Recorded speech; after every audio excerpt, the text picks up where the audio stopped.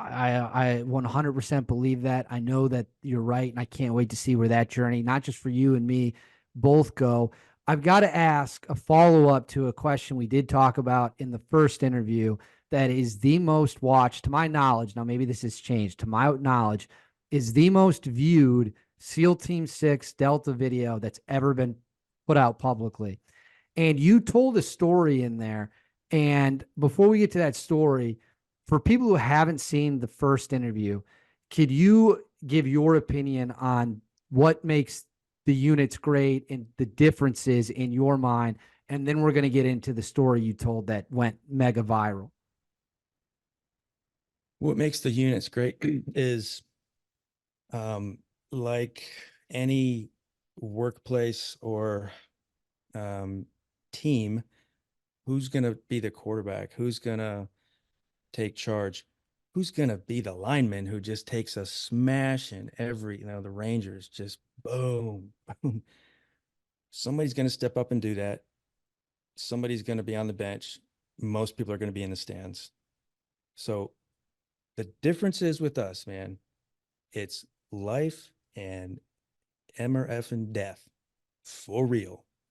When you see that, when it happens the first time and you see your friend or your dog die, and then you see them die, and you see that you're winning, and you're winning because you tried out for the best you could possibly do in your branch. Delta Force for the Army, SEAL Team 6 for the Navy. So I think the sort of back and forth of who's better, I think that happens before you even get there or know anybody, because once you get to know each other, we're just got a different skill set. I could probably outland nav any SEAL, or nobody's going to walk further than me. That's my thing. I can walk forever, but I can't swim 50 meters underwater. No way, and it's not like it comes down to that, but they're just as awesome, man. They're Oh, good guys. absolutely. They're just as awesome. And I love the fact that a lot of Delta guys lean into this question. They have fun with it. The SEAL Team 6 guys have fun with it as well. I've only had one person ever get very angry, and it wasn't a guy who was on either team. It was just a it was just a white side Navy SEAL who lost his I'll tell you that. I don't remember if I told you that last time. I'll tell you that when we're done recording. When it comes to CQB, I've started is I've become better at doing what I'm doing, learning a little bit more specifics. If you had to guess, if you guys hit the same target, they hit it, then it resets and you hit it.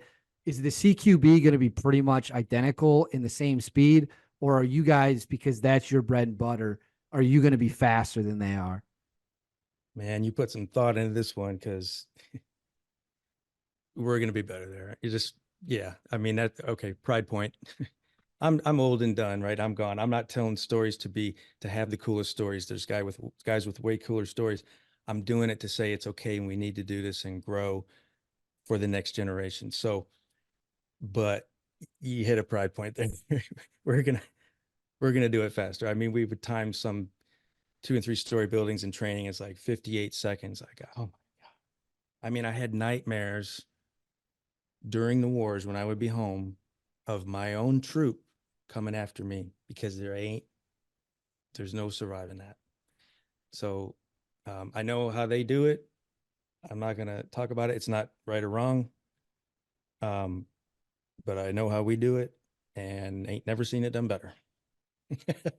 So I will hold my ground there. I love that's a great quote. They ought to sell that on a t-shirt. But okay, I'm going to get into the laser story now, because when we did our first interview, I had a lot of people reach out after you told that story, and they were just kind of curious because we didn't really get into it that much, like how something like that could even happen. Like what could the circumstances have been for a mistake of that magnitude to be made? So could you walk us through the infamous story of when a SEAL Team 6 dude put his laser on his rifle pointed right at you? Yeah. I'm going through the files. It's kind of how it happens is the Swiss cheese theory. If you keep stacking Swiss cheese, eventually the holes are going to line up. The holes are mistakes. And eventually when they line up, something really bad is going to go wrong. Um, so a lot of it is fatigue, night after night after night, lack of sleep, um, end of a cycle. And I'm trying to think of the one. There were Rangers that did it all the time too, and it was almost always because, Sergeant, I'm sorry, I hadn't slept in 2 days. It's like, all right, well, wake up, but it's happened in every war, so why wouldn't it happen now? Um, and also, sometimes you use it for signaling, but it gets down to command and control and combining elements, and it's so not easy. That's what Jeff Teagues did, supremely well, way beyond my ken and ability. Like I'm just one dude who can handle my job well. Coordinating all that is, art. So the laser on my chest was like, what the, you know?